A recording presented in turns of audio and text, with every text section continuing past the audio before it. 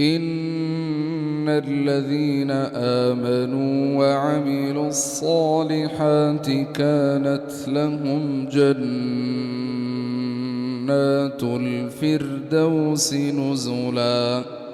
خالدين فيها لا يبغون عنها حولا قل لو كان البحر مدادا لكلمات ربي لنفد البحر قبل أن تنفد كلمات ربي ولو جئنا بمثله مددا قل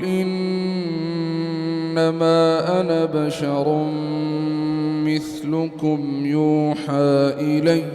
أنما إلهكم إله واحد فمن كان يرجو لقاء ربه